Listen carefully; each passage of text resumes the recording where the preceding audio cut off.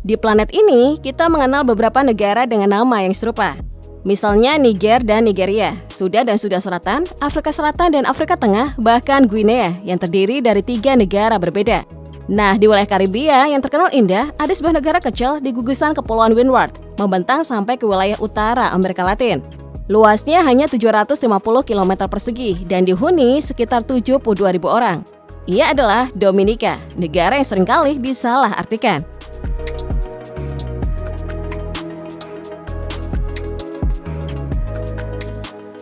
Dominika berbeda dengan Republik Dominika yang berada di Pulau Besar Hispaniola. Selain ukuran wilayah dan tentu saja bendera, keduanya memiliki perbedaan besar dalam budaya, bahasa, dan pemerintahan. Keduanya sama-sama pernah dijajah. Bedanya Republik Dominika oleh Spanyol, sedangkan Dominika dijajah oleh Perancis dan Inggris. Karenanya, bahasa resmi Republik Dominika adalah Spanyol, sementara Dominika adalah bahasa Inggris. Sejak merdeka pada 1978, ia berstatus anggota Persemakmuran Inggris. Negara ini terkenal dengan keindahan alam yang tidak biasa. Topografi pegunungannya yang spektakuler membuat banyak orang terkesan. Pertanian, pariwisata, dan manufaktur adalah sektor ekonomi unggulan dengan ibu kota berada di Roseau yang terkenal dengan rumah-rumahnya yang berwarna-warni. Dominika dikenal luas sebagai tempat terbaik untuk tinggal di Karibia, terutama bagi ekspatriat yang mencari kehidupan yang tenang dan santai. Namun negara ini juga tak lepas dari berbagai sisi yang mungkin membuat siapapun terkejut.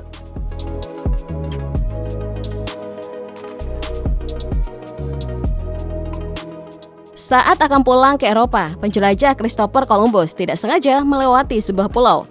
Belakangan pulau itulah yang kemudian dikenal sebagai Dominika. Ia menamainya berdasarkan istilah Latin Des Dominica untuk hari Minggu, hari di mana Columbus pertama kali melihatnya pada bulan November 1493. Di balik rimbun hutan hujan yang lebat, suku Arawak yang bermigrasi dari Amerika Selatan disebut telah mendiami pulau sejak abad ke-5. Namun suku Kalinago, salah satu suku Karibia, menggantikannya sejak abad ke-15. Budaya Kalinago inilah yang meletakkan fondasi kultural sebagai identitas masyarakat Dominika saat ini. Ia menjadi satu-satunya pulau Karibia yang masih terus dihuni populasi penduduk asli pra-Columbus yang sebelumnya dibasmi atau diusir, meski mayoritas penduduknya merupakan keturunan Afrika.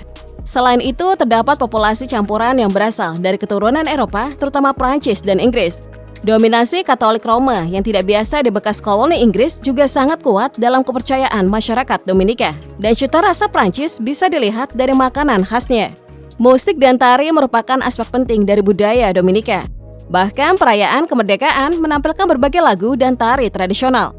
Dominika menjadi terkenal di panggung musik internasional pada 1973 ketika Gordon Henderson mendirikan grup Excel One dan genre musik original yang disebutnya Cadence Calypso. Hal itu membuka jalan bagi musik Creole modern.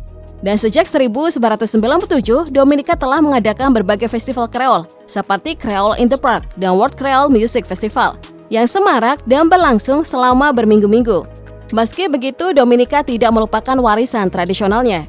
Pemerintah mendorong kebangkitan kembali tradisi-tradisi era perbudakan yang hampir punah, termasuk tarian, drama, musik, dan kostum Afro-Prancis. Kebudayaan asli mulai dilestarikan pada 1990-an, baik dengan mendirikan museum yang memamerkan sejarah alam, ekonomi, budaya, dan sejarah pulau.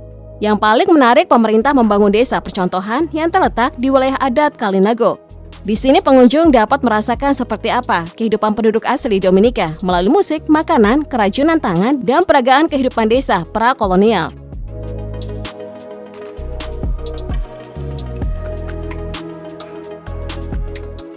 Wilayah Kalinago di Dominika merupakan wilayah yang unik di Karibia. Ia satu-satunya tempat di mana keturunan penduduk asli tinggal. Hanya orang Kalinago yang diizinkan tinggal di wilayah seluas 3.700 hektar ini dan dikelola oleh kepala dan dewan adat. Suku Kalinago sangat bangga akan akar suku Indian Amerika dan warisan budaya mereka, serta berupaya keras untuk menjaga semangat leluhur mereka tetap hidup. Pengunjung Kalinago Barana Aute di desa Crayfish River dapat melihat bangunan beratap jerami tradisional. Masyarakat setempat menyebutnya karbets dan ajo upas. Ada pula kerajinan warisan seperti anyaman keranjang, pembuatan roti singkong, dan pembuatan kano. Sejumlah reruntuhan pabrik gula tersebar di seluruh pulau serta rumah-rumah perkebunan yang terawat dengan baik, menggambarkan masa lalu kolonial Eropa di pulau ini. Salah satu situs kolonial yang paling menarik adalah Gunnison Fort Shirley yang telah dipugar sebagian di Taman Nasional Cambridge. Pengunjung bisa berjalan kaki dengan suasana santai di sepanjang jalan setapak, taman, dan sekitar tempat tinggal perwira, rumah jaga, dan gudang mesiu yang telah dipugar. Selain itu, menikmati pemandangan Teluk Prince Rupert yang luas dari deretan meriam yang ditinggikan menjadi pengalaman yang banyak diburu. Teluk Prince Rupert yang juga dilihat dari Teluk Secret merupakan tempat berlindung yang penting bagi kapal-kapal yang menyeberangi Atlantik ke dunia baru dari Eropa. Sir Francis Drake mencatat kunjungannya ke sini saat kapalnya membutuhkan air tawar dan perbekalan lain yang diperdagangkan oleh awaknya dengan penduduk asli pulau. Jangan lupakan landmark alam Dominika yang tercermin dari kehidupan laut yang melimpah, air terjun, dan jalur pendakian yang indah. Terdapat 3 taman nasional yang melestarikan tumbuhan tropis dan satwa liar di pulau ini. Salah satu yang terkenal adalah Taman Nasional Mount Troy-Pitons yang juga merupakan situs warisan dunia UNESCO. Di sini terdapat danau air mendidih terbesar kedua di dunia yang dipanaskan oleh magma cair. Kerennya, air danau berubah warna tergantung pada aktivitas gunung berapi setempat. Taman ini diakui sebagai nilai kawasan alam yang masih alami bagi masyarakat dunia. Selain itu, ada surga bagi pecinta pendakian. Jalur nasional Waiti Kubuli membentang di sekitar pulau yang memungkinkan petualang untuk mendaki ke pedalaman pulau yang masih sangat alami. Ekosistem laut yang sensasional menyambut para pecinta bawah air yang ingin menyelam dan menjelajah terumbu karang yang belum tersentuh. Selain pantai dan gunung berapi yang spektakuler, Dominika memiliki banyak sekali sungai. Beberapa berwarna biru jernih dan sejuk, semuanya dikelilingi oleh tanaman dan bunga eksotis. Sungai Indian menjadi yang paling populer. Banyak pengunjung memilih sungai ini untuk perjalanan perahu pertama mereka saat berkunjung.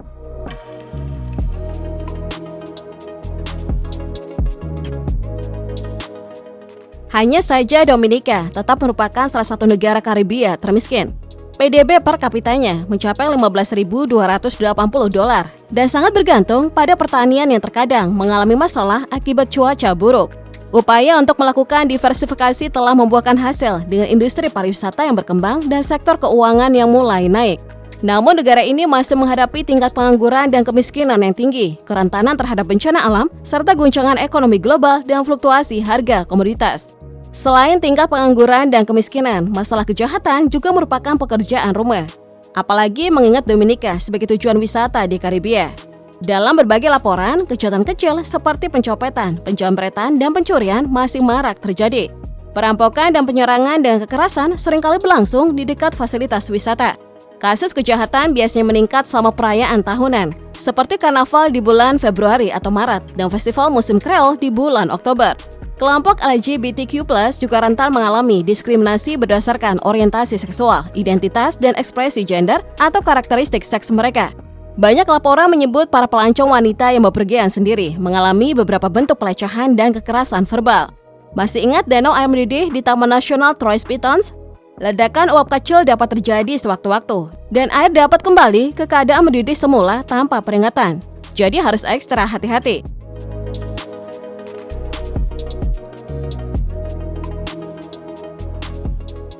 Tidak terlalu ramai, tetapi ada beberapa kegiatan di malam hari. Beberapa hotel besar menyediakan hiburan di akhir pekan, biasanya berupa combo atau musik lokal tradisional. Klub dan bar di hotel-hotel ini sebagian besar menarik wisatawan asing, jadi tidak perlu khawatir untuk melewatkan kehidupan malam di Dominika, terutama di ibu kota. Balas bar yang berada di Fort Young Hotel, Victoria Street, Roseau, ada tempat yang wajib dikunjungi untuk menghabiskan malam. Berbagai minuman spesial, biasanya rum punch akan menjadi sajian utama, ditemani penampilan band-band lokal. Pada akhirnya, dari semua yang sudah ada dan belum dibahas, Dominika yang dijuluki sebagai Pulau Alam Karibia kini tengah bersiap mengambil jalan berbeda. Dominika berencana untuk menjadi negara pertama di dunia yang tangguh terhadap perubahan iklim dan seiring dengan upaya keberlanjutannya yang terus mendapatkan perhatian internasional.